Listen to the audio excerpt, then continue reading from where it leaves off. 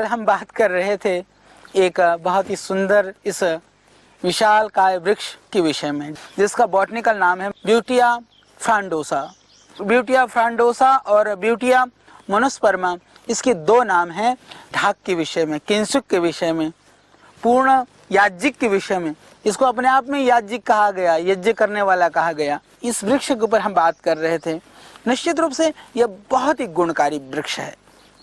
तो इसकी चर्चा तो हो चुकी, अब हम वर्णन करेंगे इसके औषधीय गुणों का। मैं बात कर रहा था इसके फूलों के संदर्भ में। इसके जो फूल हैं वो कितने ज़्यादा शोथज्ञ हैं। वो सूजन, वह शोथ किसी भी कारण से हो, यदि हम उसको स्टीम से उबाल करके, भाप से उबालते हैं और उसको बांध देते हैं, तो एक दिन में ही आर्थराइटिस की या किसी भी तरह की कोई सूजन है वो उसको उतार देता है।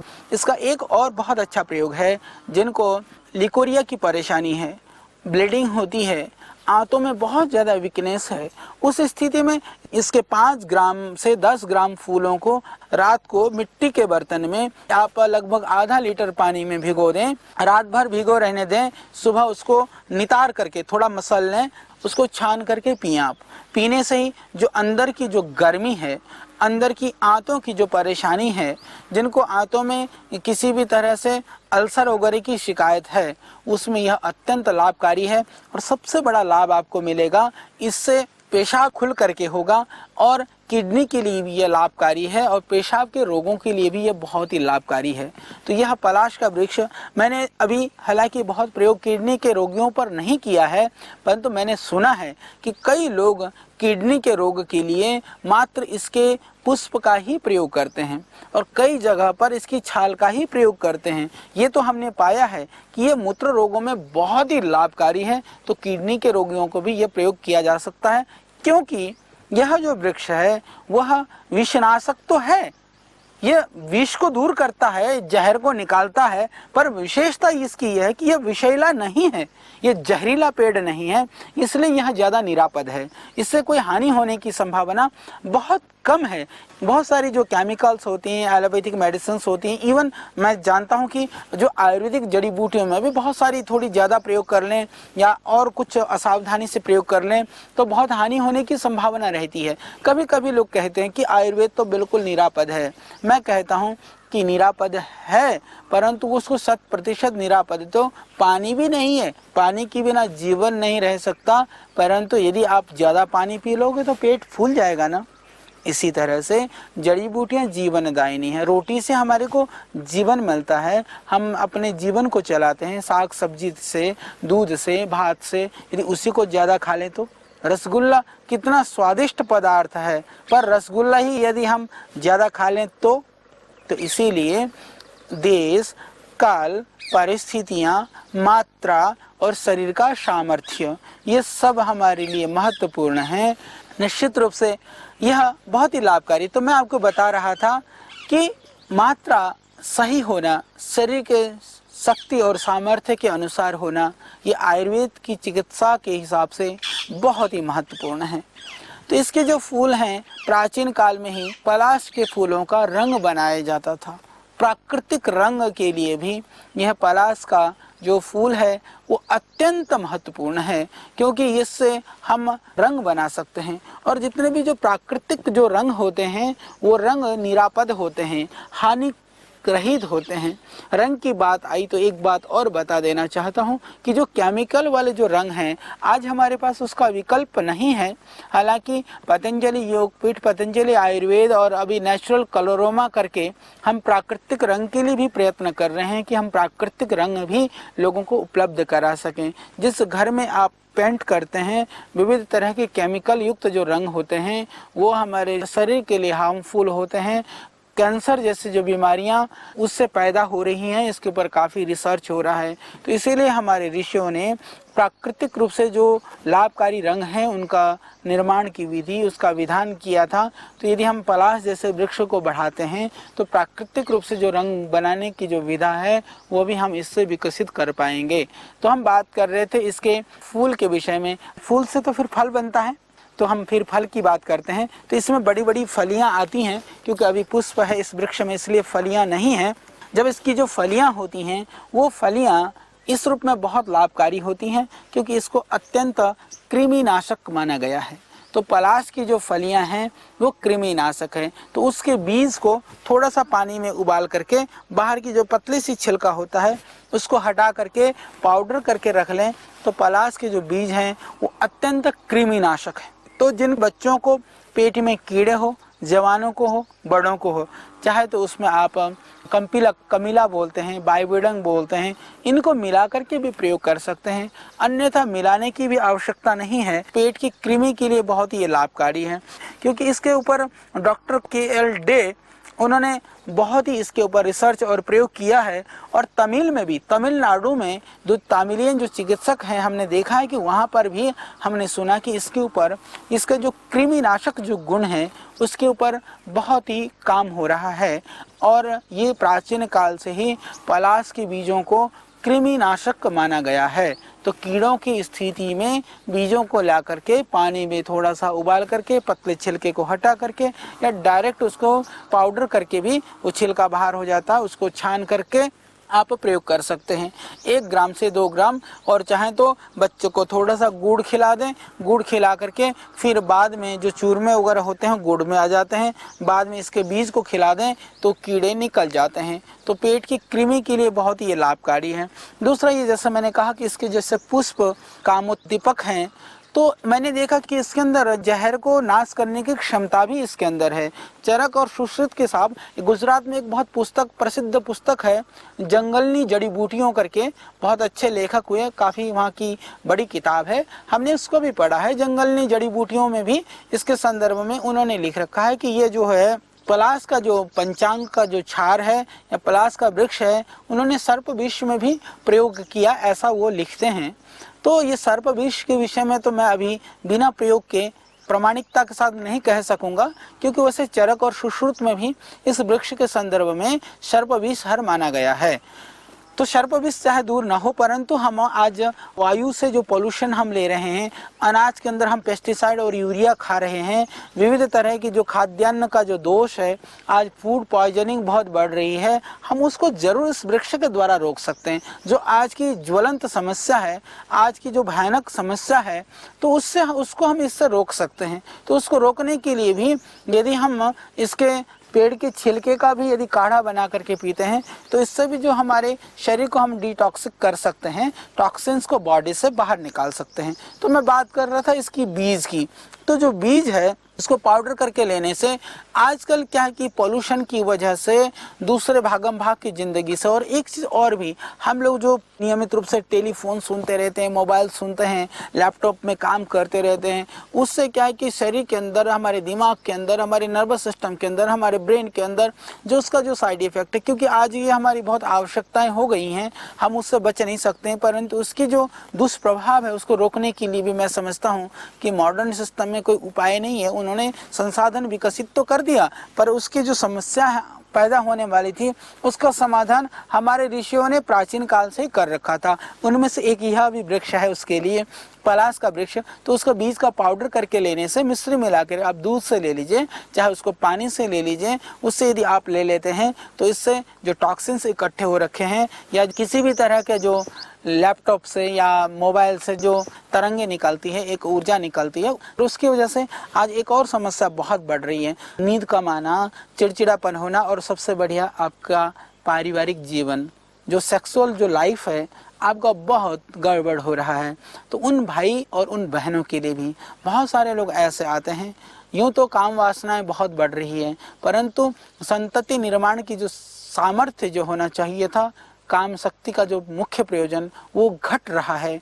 तो उसको ठीक करने के लिए भी यह पलाश का बीज बहुत ही महत्वपूर्ण है। बीज का पाउडर करके आप 1-1 चम्मच सुबह शाम दूध में मिश्री मिला लीजिए, चाहे बीज के पाउडर में मिला लीजिए। मिला करके यदि मेरी माताएं, बहनें या हमारे भाई सेवन करते हैं तो इससे पुरुषत्व बढ़ेगा, इससे आपकी यौन शक्ति की अभिवृद्धि होगी, संतति निर्माण का सामर्थ्य बनेगा, प्रमेह, प्रदर जैसे जो बीमारियां हैं वो दूर हो जाएंगी। तो प्रदर और प्रमेह के लिए भी यह एक लाभप्रद बहुत ही गुणकारी यह वृक्ष है। चाहे बच्चों की कीड़े से लेकर के बड़ों की कृमि रोग से लेकर के, चाहे हुकवर्म हो चाहे टेप वर्म हो, जितने भी तरह के जो वर्म्स हैं, पेट के अंदर होने वाले कृमि हैं, उसके साथ में नपुंसकता के लिए, कमजोरी के लिए यह बहुत लाभकारी है। तो मैं बात कर रहा था इसके बीज और इसके फूलों के लिए। अब हम बात करेंगे, क्योंकि मैंने थोड़ी सी पत्तियां दूसरे पेड़ से, क्योंकि इस पेड़ में फूल है तो पत्तियां नहीं होती है, मैंने जैसा आपको बताया बहुत कम पेड़ होते हैं जिसमें एक साइड में फूल दूसरी तरफ पत्तियां भी होती हैं। तो जब खिल जाएं तो फूल की तरह से खिलना चाहिए, पुष्प ही पुष्प दिखाई दें। तो ये जो पत्तियों की मैं बात कर रहा था, ये पत्ती इसके बहुत गुणकारी हैं। जिनको किसी भी तरह से बहुत कमजोरी है, इन पत्तियों को आप पीस करके ले सकते हैं। प्रदर रोग के लिए भी ये पत्तियां बहुत ही लाभकारी हैं। तो इसका हमें क्या करना है, इसका उपाय यही है, जैसे मैंने कहा, इसकी कोमल टहनियों को तोड़ करके यदि बना करके लेते हैं तो जिनको शीघ्र पतन है, इसको रस निकालिए और 2 चम्मच रस निकाल करके थोड़ा मिश्री मिला करके पिला दीजिए। फिर देखो चमत्कार, रात को स्वप्न दोष होता हो, धातु रुकता ही नहीं हो, शीघ्र पतन हो, किसी तरह से भी ठीक नहीं हो रहा, ये पलाश के कोमल पत्तियों को, डंठल को, इसको पीसो और पियो। माताओं बहनों को बिल्कुल भयानक रक्त प्रदर है, बहुत भयानक लिकोरिया की परेशानी है, ये बहुत गुणकारी है, आप करके तो देखिए। ये बहुत ही निरापद और बहुत लाभकारी जड़ी बूटियां हैं। तो ये प्रमेह और प्रदर के लिए इसकी जो पत्तियां हैं वो बहुत जबरदस्त हैं।